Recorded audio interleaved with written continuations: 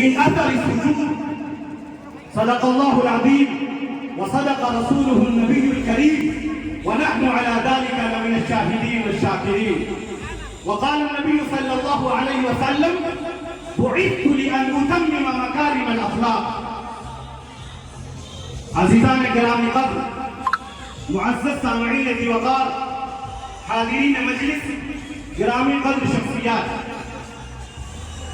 آپ حضرات اس عظیم الشان پروگرام میں شروع اور صبح سے شرکت کر رہے ہیں، بہت ہی تھکے ہوں گے. مجھے حکم ہوا تھا کہ دعا کراؤں اور اس کے بعد یہ پروگرام اختتام پذیر ہو، لیکن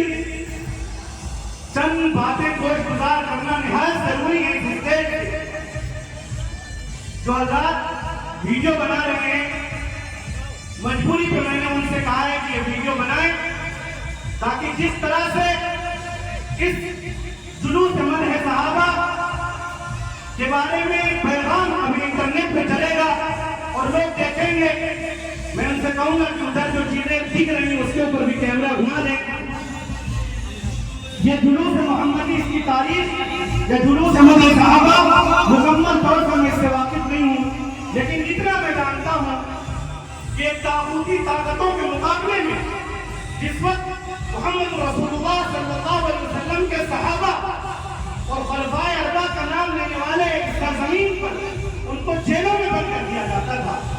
ان کو پابند سلاسل کر دیا جاتا تھا اور وہ مہینوں قید و بند کی ضرورتیں جھیلتے تھے، تو جب ان کو چھوڑا جاتا تھا تو یہاں کے زندہ دل صحابہ سے محبت کرنے والے لوگ اور محمد صلی اللہ علیہ وسلم سے محبت کرنے والے لوگ ان کے استقبال میں جاتے تھے اور صحابہ کی عظمت، محمد رسول اللہ صلی اللہ علیہ وسلم کی عظمت لوگوں کے دلوں میں بیٹھے، لوگوں کے دلوں میں جاگزی ہو اور نسلوں تک محمد رسول اللہ صلی اللہ علیہ وسلم کے صحابہ کی محبت نسلوں کے دلوں میں پیوست ہو جائے، اس لیے اس جلوس کا آغاز کیا گیا تھا. میں پوری طور سے بڑی ذمہ داری سے یہ بات کہہ رہا ہوں کہ جو شخص اس جلوس کو دین کا جز سمجھے گا وہ اپنے ایمان کی فکر کرے. یہ جلوس ایک روایتی جلوس ہو سکتا ہے، یہ جلوس جیسے عام جلسے دین کے ہوا کرتے ہیں، اس کا مقصد ہوتا ہے کہ اصلاح ہو، صحابہ اکرام رضوان اللہ تعالی علیہم اجمعین کی محبت دلوں کے اندر بیٹھے. اس جلوس کا یہی مقصد ہوا کرتا ہے، کیونکہ رسول اللہ صلی اللہ علیہ وسلم نے فرمایا تھا ادبوا اولادکم علی ثلاثۃ خصال حب نبیکم وحب اہل بیتہ وحب تلاوت القرآن، کہ اپنے نسلوں کی دلوں میں، اپنے بچوں کے دلوں کے اندر تین چیزوں کی محبت پیوست کر دینا. نمبر ایک، نبی صلی اللہ علیہ وسلم کی محبت ان کی گھٹیوں میں پلا دینا. نمبر دو، صحابہ اکرام رضوان اللہ تعالی علیہم اجمعین اور اہل بیت اطہار کی محبت ان کی گھٹیوں میں پلا دینا اور دلوں میں بٹھا دینا. اور تیسری چیز جو تھی وہ یہ کہ تلاوت قرآن کی محبت اپنے بچوں کی گھٹیوں میں پلا دینا. اس سرزمین کے جو بزرگ تھے جنہوں نے اس جلوس کی روایت ڈالی تھی، میں یقیناً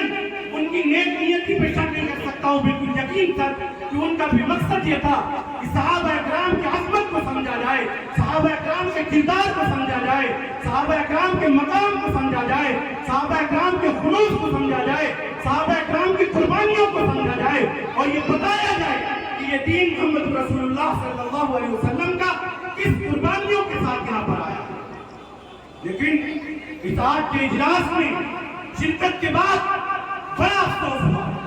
مجھے میری یہ بات کڑوی لگے گی، معاف کرنا ہوگا کریے گا، نہ کرنا ہوگا مت کریے گا، لیکن یہ ڈی جے، یہ گاجے، یہ باجے اور یہ جو شور و شرابہ ہے اور جس طرح صحابہ اکرام کے نعرے اور اس کے بعد علماء دیوبند کے نعرے لگائے جا رہے ہیں، علماء دیوبند کی پوری جماعت، اور میں حیثیت طالب علم دارالعلوم دیوبند کے وہاں سے فارغ ہونے کے وہاں کے اکابروں کی طرف سے پوری ترجمانی اور پوری ذمہ داری سے کہتا ہوں کہ دارالعلوم دیوبند یا دارالعلوم دیوبند نہیں بلکہ شریعت محمدی کا اس سے کوئی تعلق نہیں ہے. لیکن افسوس ان بچوں پہ نہیں ہے جو یہ کر رہے ہیں، افسوس ہمیں اپنے اوپر ہے، ہمیں اپنے علماء کے اوپر ہے، ہمیں اس علاقے کے ذمہ داروں کے اوپر ہے، ہمیں اس انجمن کے آرگنائزروں جو لوگ آرگنائز کر رہے ہیں ان नौजवानों को आपने बताया नहीं,